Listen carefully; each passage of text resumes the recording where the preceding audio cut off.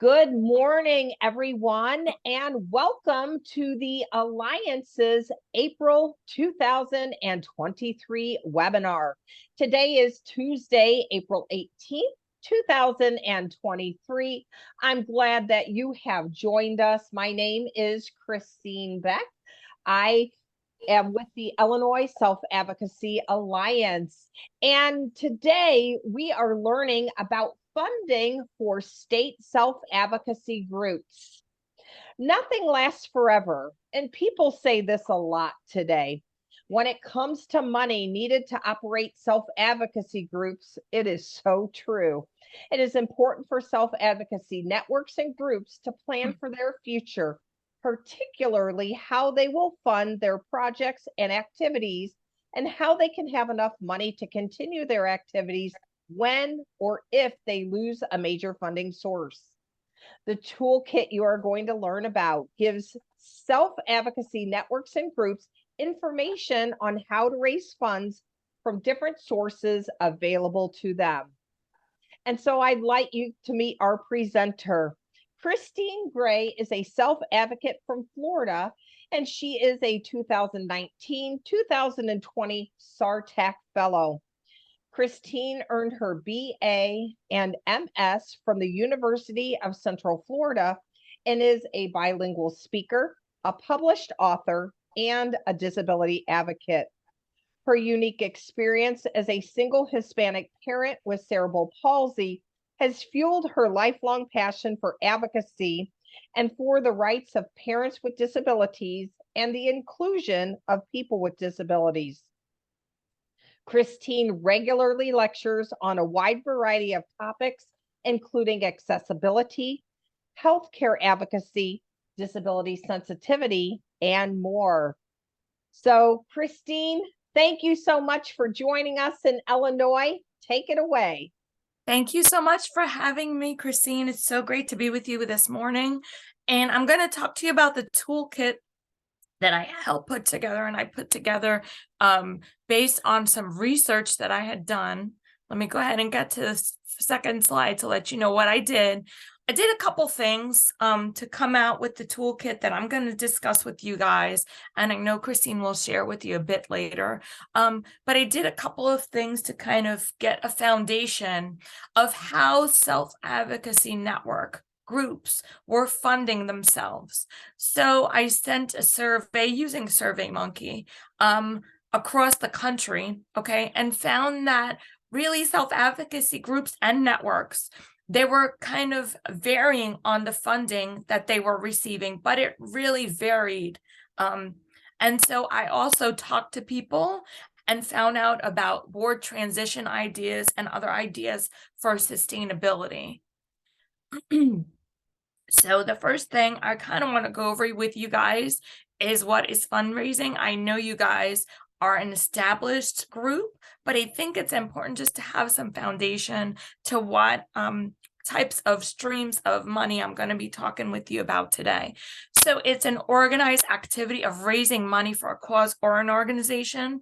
In order for fundraising to really work well, networks and groups really should have a strategic plan and a business plan that'll help serve as a roadmap to guide their future.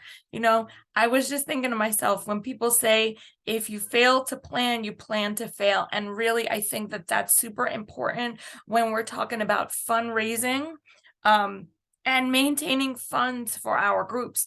As Christinne said earlier, you know, you don't know if or when that funding might run out. And so we don't want to be negative about it, but at the same time, we want to be prepared so that our groups can continue to flourish and do the work that they do and have the activities that they have for people. So where can you learn more about fundraising?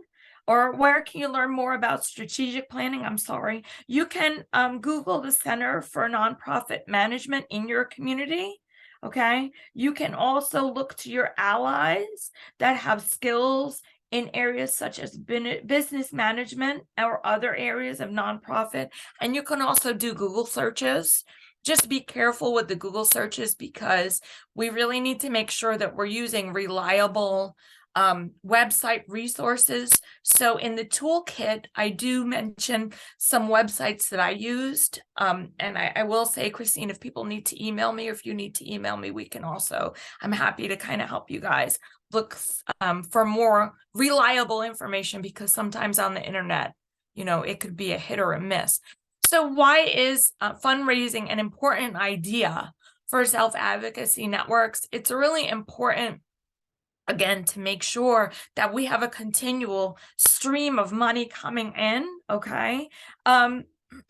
You can also think about what kind of, and I'm sorry, I have like 2 different areas I'm looking at. You can brainstorm, okay, to see who in your community might be interested in setting aside funds in their budget to help you with your nonprofit groups. A lot of times, the other thing that we don't think about is that if we are in need of something, we really are afraid to ask, I should say. So if we don't let other groups and organizations know that we are in need of help, or we're looking for their help, then they're not going to know, and they're not going to know that they can potentially help us, okay? And the other thing is to make sure, and I'll probably repeat this again in a little bit, but to make sure that you're looking at groups or companies that are interested in helping people with disabilities, or those type of groups. So people that have similar missions in their statement, or you can, again, research around and see who would be interested in donating or helping fund a group with a disability sort of focus to it, okay? So types of funding options, I kind of wanted to let you guys see these because I think these are super important. Public funding, grants, fees for goods and services. These are, and I'm going to talk about major gift fundraising a little bit more, because really that's a lot of what the study was about that I did. But I'll tell you, fees for goods and services, you could potentially put a workshop together and charge a fee, and it would basically be like on advocacy or self-determination, something like that. I know one of the groups was selling t-shirts as a fundraiser, you know, so you can really think outside the box. The other thing that you can do is, you know, use the good old internet again and research places like grants.gov and see if they have any grants that are available. Now, you have to be sure to kind of follow what they're asking as far as submissions and the dates of their due dates. That's important to make sure that you follow, because you could have all of the information together, but if you submit their applications after the time of the deadline, then they might have been able to help you. But if you don't meet the deadline, that probably is going to disqualify you from getting any assistance from them. The other thing you can do is you can Google grants and disability programs together, okay, or similar terms. You're going to look and see, again, for any charitable organization, sometimes on the news, they like to show a lot of people that like to work together with other companies. And just be aware that if there are companies that you know of that might be interested in working with a self-advocacy group, again, if you don't ask, you don't know. So here are other people you can ask for major gifts, okay? You can talk to your board members. Maybe they make a smaller contribution. Maybe they can't make a huge contribution, but they can maybe do $10 or $15 every 3 months or so. Something where they have some sort of financial interest. And make sure, I'm going to say that, but I'm going to say, make sure that that doesn't have any conflicts with any of the bylaws, okay? So we want to make sure we're doing things the right way. You can ask, again, businesses for major gifts. You can ask any vendor. You know, there are plenty of vendors that are disability vendors that they do like durable medical supplies, or any other organization like that that works closely with the disability field, okay? And one of the greatest I think, sources of asking for a major gift or even forming some sort of alliance, because we were talking earlier about you really don't know where your alliances are going to come from. And sometimes I talk about alliances as far as assistance or encouragement, but we can also have alliances with people who can provide us with a major gift for our group. And that could be, maybe there's an individual in your group that has a family member or a cousin that runs a company that might be interested in donating to your group. So those are things really to think about. Let me advance to the other slide. I'm so sorry. And then there's planned giving. Planned giving, and I need to move. I have you guys over one of the words that I'm going to say, so forgive me. Planned giving involves a major gift, okay, by a person. It's money that's going to be donated after someone passes away, or it can also be proceeds that somebody receives after they sell a business. One of the things about planned giving that you have to remember is that it's not an immediate gift that can be used right away, okay? But you also want to think about, why are people giving to you? So some reasons why people give is because they want to make a difference, okay? Or they want to leave a legacy in the instance of a planned gift from somebody who's going to donate to your organization after they've passed away. Or it could be somebody that believes in your mission and what you're trying to do to advance the benefits of people with disabilities. So endowments. We were super interested in endowments when we did this, or when we did this study, okay? This tree is a visual of endowments and how they work, but I'm going to try to break it down for you a little bit simpler, because I think that endowments are really overwhelming and intimidating to some people. With an endowment, you're only using the earnings from the fund, okay? So it's only going to be a portion of that money. And then once the endowment is large enough, then it can generate regular income for you. Remember that one of the downfalls of an endowment is that it takes time to build. So you may not see the benefits of having an endowment right away. Okay, with some of the other things I'm going to talk to you about in a bit, you can see a faster, let's say, return on investment. With endowments, it's going to take a little bit longer, okay? But what did I want to say about it? But that's one of the things, is that not all of the income, even when the endowment is large enough to be giving you some long-term income, okay, because eventually it will generate, hopefully, a substantial amount of income.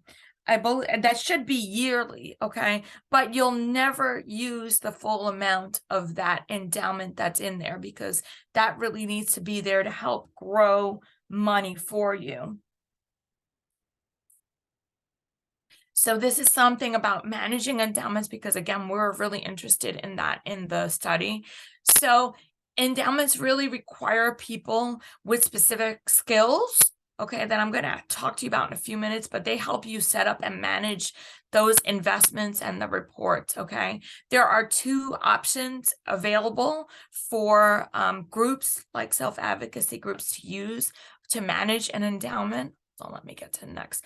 And these are, well, this is one of them. One is the Community Foundation, okay? It's an organization that helps provide the support, okay? It maintains and administers the endowment on behalf of multiple organizations in a local or regional community. The foundation will manage the investment of the nonprofit. In your case, it would be you guys, and give a portion of the fund, that the year-end money that it gets, back to that organization, okay? It does charge money to maintain that endowment, so I would kind of maybe think about it like a bank account, that you have a savings account that maybe charges a maintenance fee, okay? because we need somebody to help us maintain that money, and a community foundation can do that for you. Okay, here's more. If you manage the endowment on your own, because you have that option as well, it needs to be totally integrated into the development of your financial functions. Okay, it's a good option for people who have allies that will donate legal or accounting management services for them. Okay, but again, and you can find in the toolkit, you can find the pros and the cons to having an endowment, something that you have to think about. Okay, and again, it's not something that's gonna give you money right away.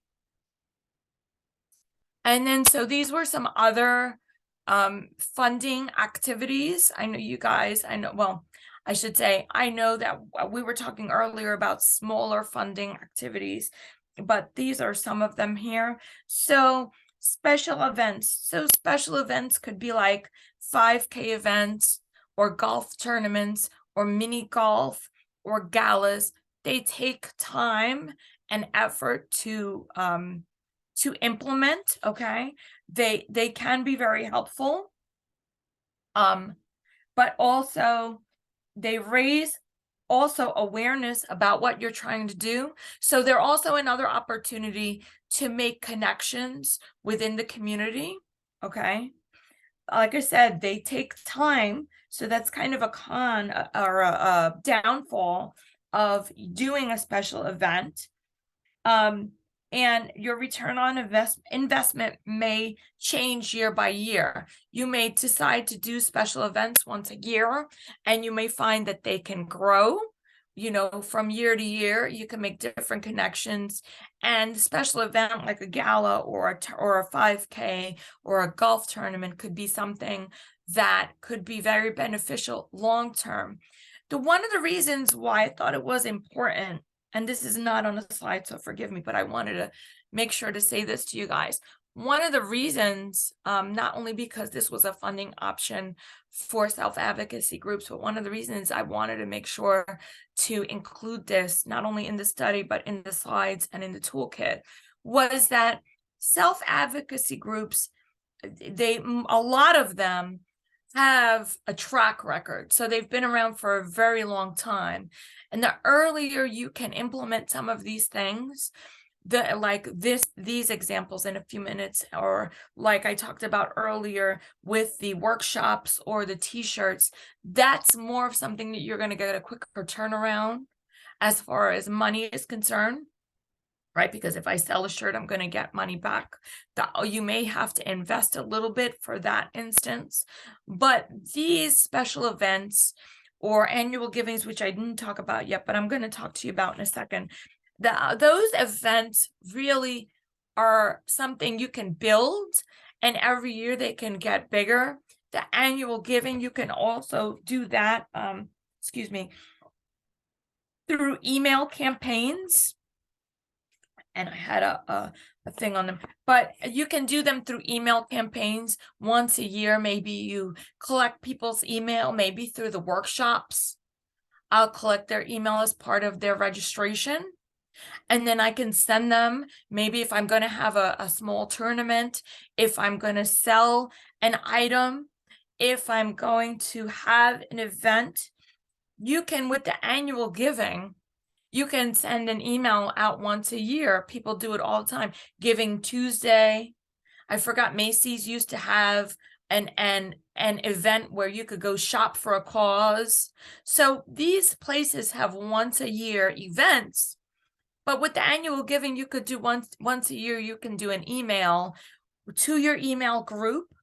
And you can say, it's that time again. If you would like to participate in donating to what we're doing, you know, follow this link and make sure that it's a reliable link. And that is also in the toolkit, but kind of giving people that opportunity as well. The other thing that I really was interested about, it really sparked my interest not only about funding self-advocacy groups, but really raising awareness. These are different ways that we can raise awareness throughout the year.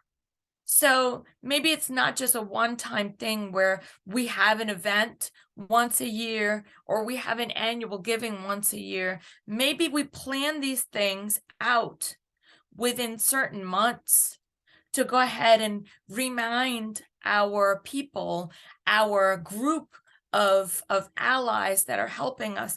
The other thing with and I'm sorry, but I'm thinking about this now. The other thing, if you were to do a gala or a 5K or some sort of tournament, you could get sponsors to help as well.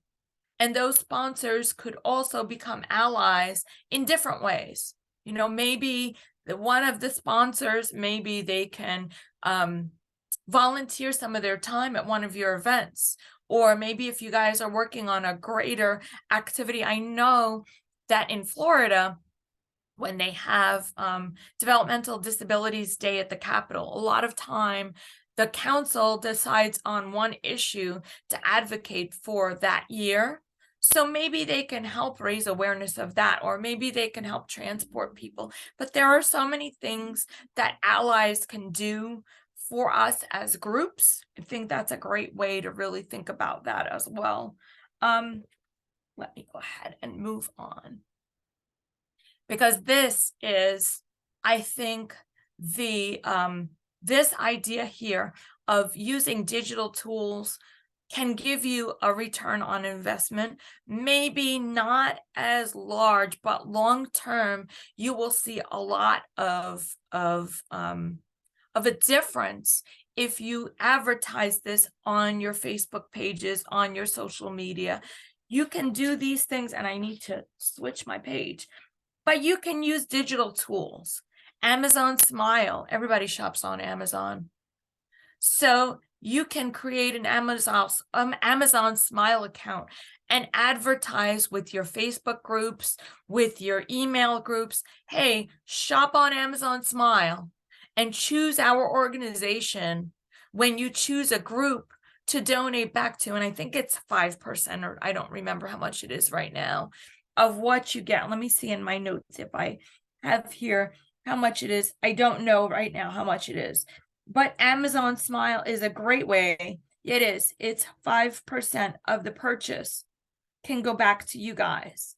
Okay. So you can learn more about that if you go to Amazon.com. I'm not advertising. I do not work for Amazon, but I think it's a great potential stream of income. I want to share it with you guys. But go to Amazon.com and just search Amazon Smile at the search bar for more information about that. You can use social media. I love social media because just as I'm sitting with you guys here and having this conversation, I'm in Florida, you guys are in Illinois, and we're able to share this information. Social media is great to help you post giving pages. You guys can set them up on different platforms. You can do stories about how your group has made a difference in people's lives, and do like a giving page for people to donate. If you guys have a website, you can put a PayPal or a donate now on there, so that if you do, let's say you do a success story about one of your advocacy issues that you guys are working on as a group, and you could say something like, to help fund more of these type of activities, please go donate here. You can add a donate now. There are so many ways I think that social media can help. It's good and bad, but social media in this sense can be good for you guys. I know that sometimes people are a little afraid of social media, but I think that you can really do some great things with it. So that's another option. And it's very little, you have to put some effort into doing some research, but financially it's almost nothing for you to invest in. 1 second. Okay. Let me go forward. And then safeguards, because we talk about money, we talk about lots of money, and I would be remiss if I didn't talk to you guys about having safeguards for your self-advocacy group. Okay, so they're really important to have to protect your funds. Usually they're called financial controls. Okay, they're really necessary to make sure that your money in the group is properly managed. Okay, if they're not in place, you can really risk not only cash shortages, but fraudulent activities that you don't want to have to be involved in, and potentially bankruptcy, which is super, I don't mean to sound weird, but super bad. The other thing I want to tell you guys is two things. It's according to the National Council on Nonprofits, effective financial controls have 3 things that they need, okay, to ensure the safe care of your money, making sure to divide the responsibility among several people, and make sure that it's fully disclosed and understand what their responsibilities are, and making sure somebody is there to ensure the safe care of your assets. Hold on a second. And then if a network or group does this effectively, at least the last 2, then they have a better chance at accomplishing really the ensuring of taking care of your assets. I don't want to scare anybody, but I think it's super important. So this slide talks to you guys about dividing responsibilities, so you can split up the responsibility for handling money with more than one person. That's really important. Just one person shouldn't have control over all the money. That's never good in anything you do, but specifically in nonprofit groups or self-advocacy groups. A strong organization should have rules, okay, for checks and balances for everything, from your physical products, if you have them, from resources, if you have them, passwords, bank account numbers, and credit card numbers. All of that stuff is important to really safeguard if you guys have that within your group. And if you don't have it in your group yet, or if it's something you're thinking about doing, then I'm happy to tell you to take time now to make notes about it, so that later on when you go back and you really have that structure in place. And I'm sorry, I don't know if you do or you don't, so I'm gonna speak as if you didn't.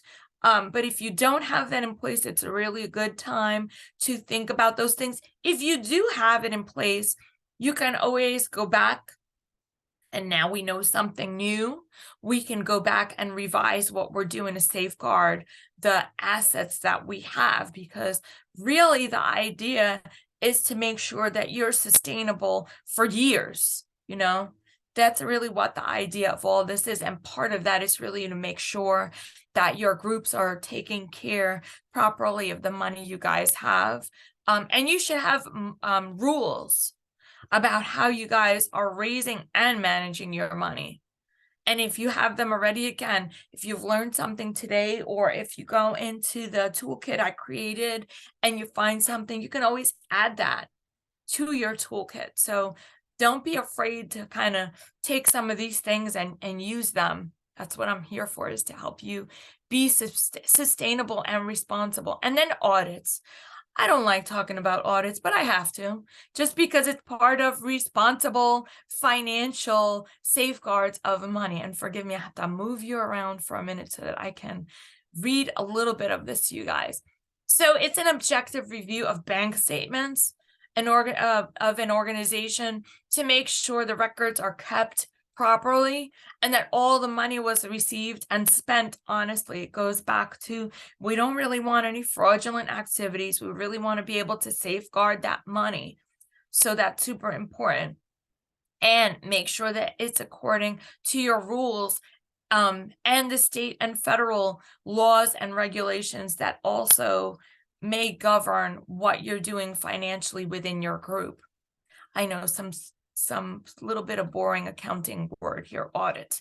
It's always a little scary to me. It could be done internally by employees of the organization, or you can find an outside CPA a certified public accountant that could possibly help. There would be a great example of if you have an ally who is a CPA, maybe they could donate their services or give their services at a reduced cost. I don't want to speak for anybody because I'm not them, but those are just suggestions on how people can help you if that's in fact what you need. It's a great thing to do just to check yourself.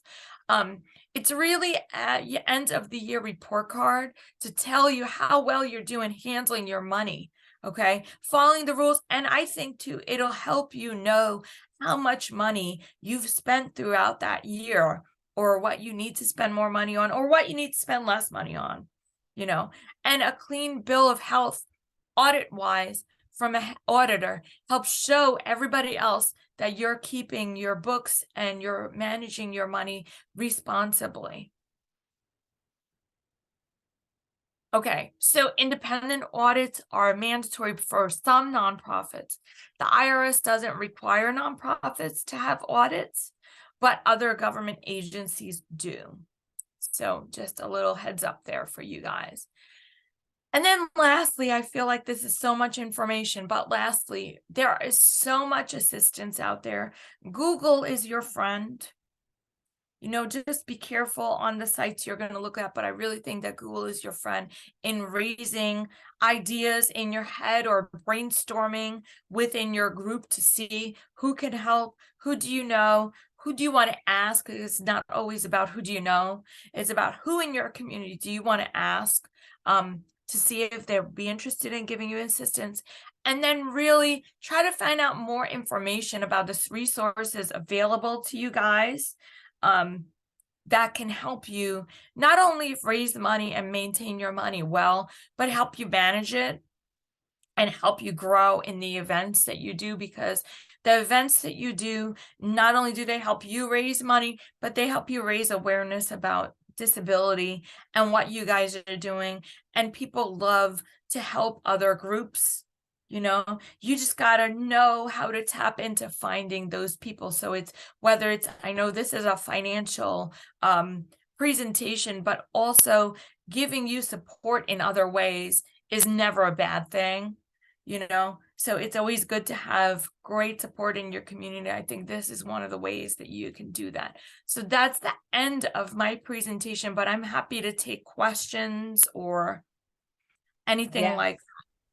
Thank you, Christine. We had a couple of questions, and one comment that someone asked if the Amazon Smile program was still going on. And I did a quick look and found that the Amazon Smile program ended in February of this year. It said the move to stop the program comes after a series of other cost-cutting measures. It said, though the program, which had been in operation since 2013, Amazon donated 0.5% of all eligible purchases to a charity of the shopper's choice. Over that time, the program donated over $400 million to U.S. charities and more than $449 million globally. So unfortunately, that program is not available to us anymore, which is really sad because it was an easy way to make some money. Then I had another comment asking about what about speaking to different organizations in your community, whether it's like a Knights of Columbus or a Kiwanis or the Moose or the Elks. Do you recommend doing that, and why? I think it's always a great opportunity to raise awareness. And I don't want to say educate, but kind of educate in what you're doing, what your group is doing, because I think there are many people that participate in those type of groups, and you never know who might have an interest in contributing to your group, whether it's, you know, like I said, a resource like doing an audit for you guys financially because they're a CPA, or whether it's participating and being a sponsor in one of your events. So I think that's always a great opportunity. I would also say to you, give, just like with any other speaking type of engagement, give them a chance also to be able to ask you questions about what you guys are doing. And don't be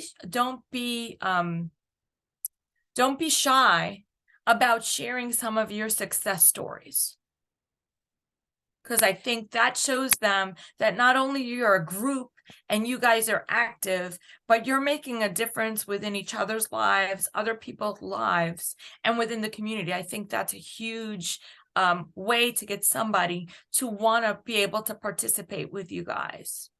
So thank you. We have another question. Our self-advocacy group would like to earn some money. What would you recommend as a first activity of a way that we could just get some money into our account? I think you guys need to brainstorm and see what activities you guys would like to do. I think that's the first step. And then I think that you can, the ideas are limitless. You have to look within your community and see what you might be interested in. Is it a mini golf tournament, little small one that you guys just want to do within each other? Is it something small? Do you guys have a Facebook page where you can kind of do a little Facebook live chat for people and say, if you'd like to donate to our group, go to this link? That's another way that it's going to be a little bit of effort for you guys, but you have little money to invest in something like that. It's all up to you guys. I think that if you come together as a group and come out maybe with 2 or 3 ideas to begin with, or I don't know, if you have 10 ideas, that's fine too, but find something that you can do and that you can bring to the community, so that it's not just you doing activities. I don't want to speak for you guys as a whole because I'm not sure what your interests are or what's available out there to you, but I think that's a great starting point. All right. Thank you for that. Here is another one. Many disability service organizations have golf tournaments or big fundraisers. How could we ask our disability service agency, who's ever in charge of that, can some of the proceeds go to us? I mean, I think you can always ask. The worst thing they're going to say is no.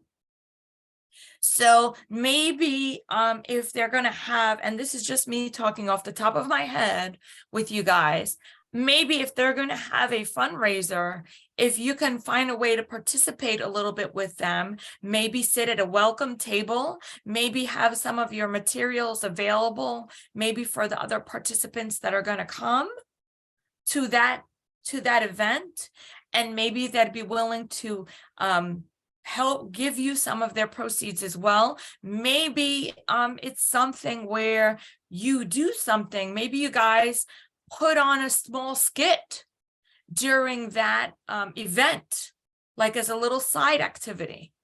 Maybe you put on a skit about what is self-advocacy. I know that within when Florida Sand has their conference, they usually do little skits about what is self-advocacy or how would you handle certain situations. So that may be a good way for you not only to participate in the activity, but maybe help other people learn more about your group, about the disability community, about what's important to you guys there in Chicago. All of that, or in Illinois, I'm sorry, but all of that. Yes, thank you. We do have a comment. This comes from LCAA, Livingston County Advocates in Action. You're in the house. LCAA used to have a healthy snack bar that we ran pre-COVID, but we haven't been able to get that going again with staffing issues. Well, I hope you're able to get that going, because I did purchase some things at the Healthy Snack Bar when I was there at Futures Unlimited. Here is another question. Not sure who this is from.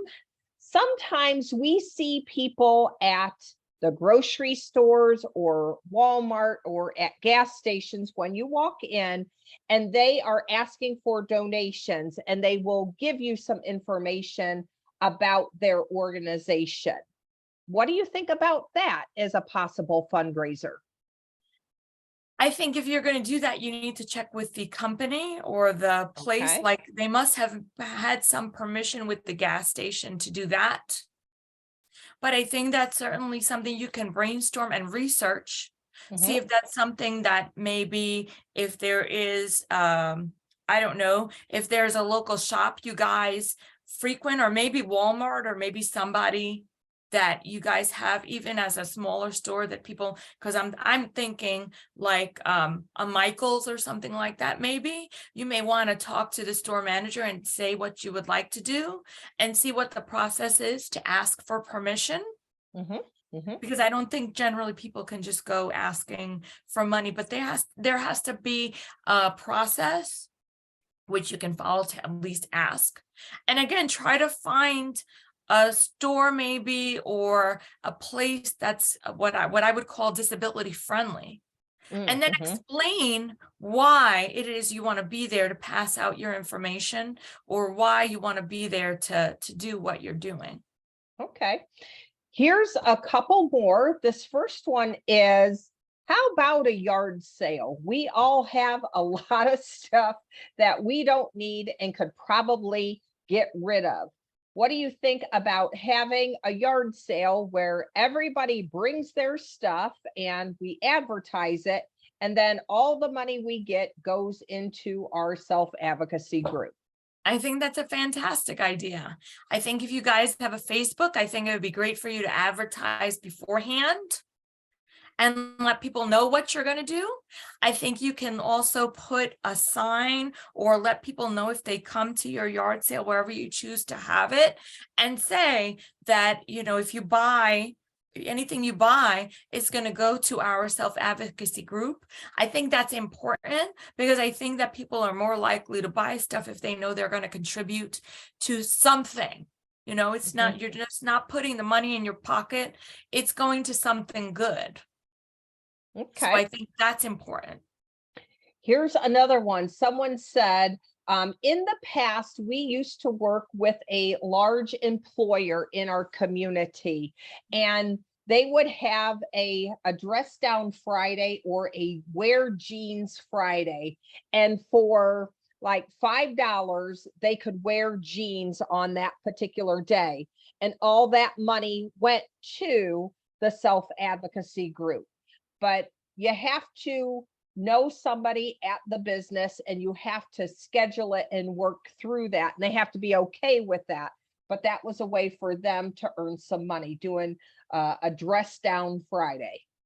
I think those are all great ideas. The more inventive you can get, you know, and the more, I think also involving other people in the community is great, because you're doing so much by doing that. And not only are you helping your group, again, you're still cultivating those potential other people that might be able to donate services, financial help, any kind of assistance, you know, allies.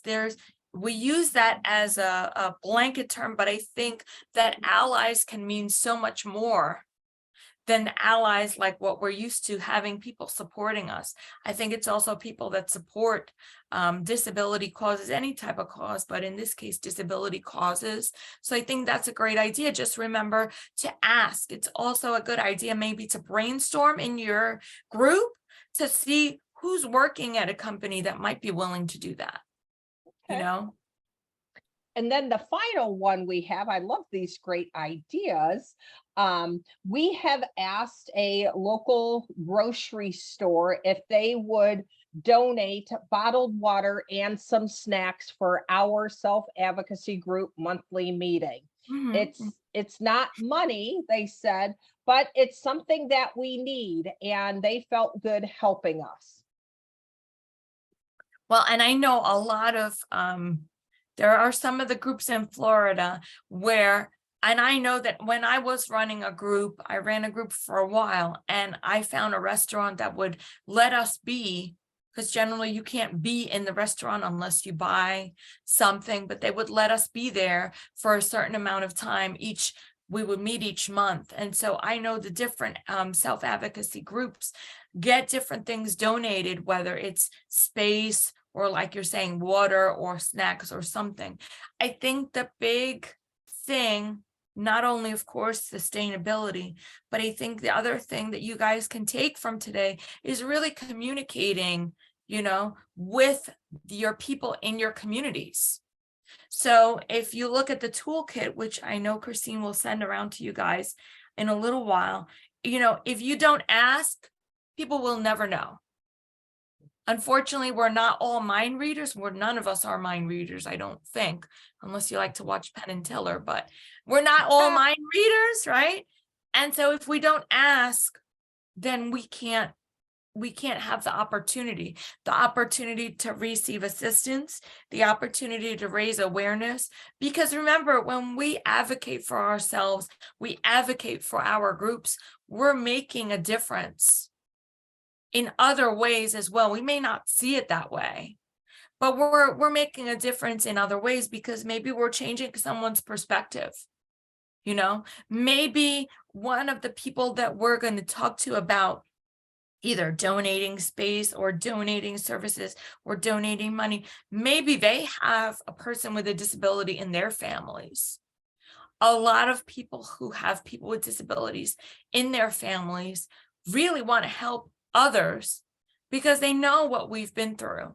Okay, so I think they're a great resource. Not to say that people without disabilities or haven't had exposure to disabilities aren't great resources as well, because I think they're a great opportunity to raise awareness and educate. And maybe we do make an ally out of them, or we make someone who really wants to learn more. And then we're helping move the whole movement forward of all of the equality we're trying to receive. I mean, that's a little bit out there. I know that's a little bit abstract, that idea, but I think that's how important it is to do all of these activities of raising awareness and asking, because the worst thing anybody's going to say is no. You have to practice ask. Self-advocacy is speaking up and speaking out for yourself, and sometimes for other people who can't or won't. It's about giving people a boost to speak up and speak out. So asking is important. If nobody else has any other questions, I appreciate all these great questions and comments that people have shared. We really appreciate you taking time out of your day to join Christine as she shares about funding for self-advocacy groups. Again, this recording or this presentation is being recorded. It will be shared along with the toolkit, and it will be placed on our YouTube channel. So make sure you check out our YouTube channel with nearly 100 recorded presentations. There's probably something that interests you. Christine, on behalf of the Alliance, the network of self-advocates and self-advocacy groups in Illinois, we thank you for sharing your experience and expertise with us today. Thank you so much for having me. All right, take care, everyone. Bye-bye.